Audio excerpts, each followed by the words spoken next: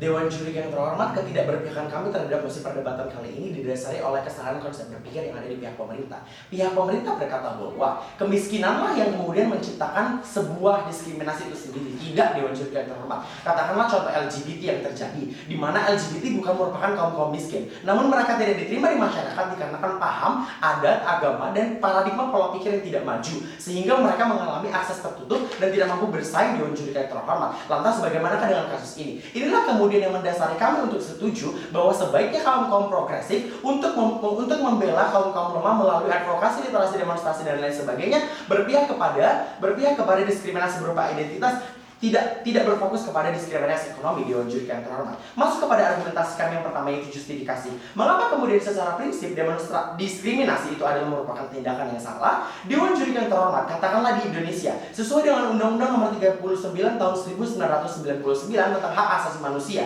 di mana seseorang mendapatkan kebebasan haknya di dalam beragama, bergaul dan lain sebagainya. Dewan Juri yang terhormat. Namun di dalam diskriminasi mereka akan terhalang untuk melakukan hal tersebut. Itulah yang mendasari kami untuk tidak setuju. Yang kemudian diskriminasi juga mampu berdampak pada kerusakan mental ataupun keterbatasan aktualisasi itu sendiri bagi kaum minor. Katakanlah kaum LGBT. Dewan Juri yang terhormat, tentu mereka tidak akan mengalami akses yang bebas untuk bergaul, yang akan berimplikasi kepada kegangguan mental ataupun keterbatasan mereka di dalam aktualisasi diri, yang pada akhirnya keterbatasan akses ataupun tertutupnya akses bagi mereka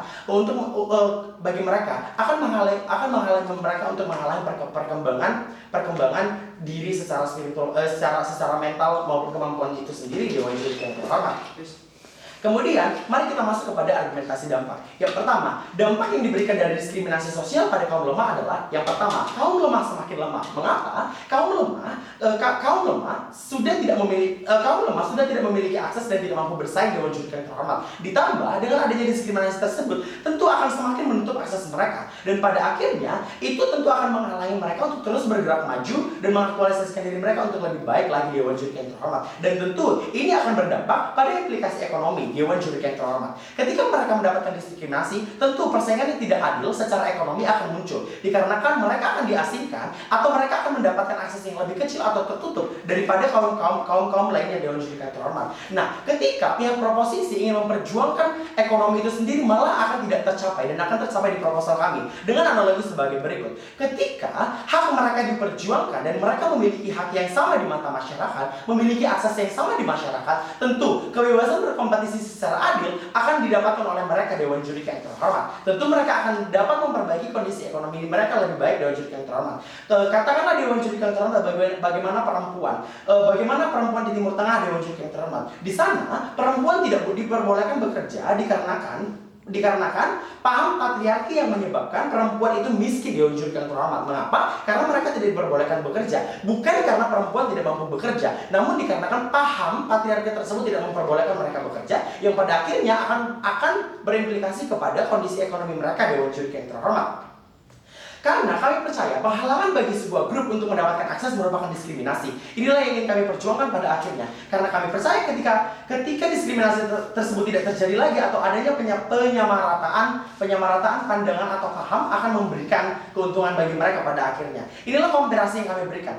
Dewan Juri yang terhormat, ketika pemerintah berkata bahwa kemiskinan tersebutlah yang menyebabkan adanya diskriminasi, tidak Dewan Juri yang terhormat. Kemiskinan biasanya muncul karena adanya masalah praktikal. Katakanlah yang pertama, masalah di dalam pemerintahan, yaitu korupsi atau kegagalan pemerintah di dalam memperbaiki sebuah desa. Atau yang kedua, karena adanya kegagalan sumber daya manusia tersebut yang tidak memiliki kemampuan yang lebih dan tidak mampu bersaing dengan sumber daya di negara-negara lainnya. Dan ini masih lebih mudah dilaksanakan atau lebih mudah diperbaiki dibandingkan dengan masalah diskriminasi, dikarenakan karakteristik masalah diskriminasi tersebut biasanya muncul dari kebencian turun-menurun dan diwarisi oleh orang tua mereka, sehingga paham atau doktrin yang buruk akan muncul kepada seluruh generasi yang pada akhirnya akan menutup akses kepada kaum lemah ini sendiri Dewan Juri yang tersebut. Doktrin negatif yang berdampak pada kaum lemah inilah yang kami perjuangkan Dewan Juri yang terhormat untuk memiliki akses yang sama, akses yang serupa dengan kaum lainnya, yang agar pada akhirnya kaum ini mampu memiliki kesamaan akses. Dewan Juri yang terhormat, apabila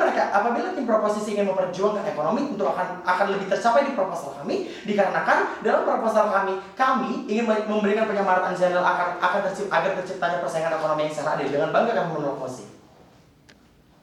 Tas kan?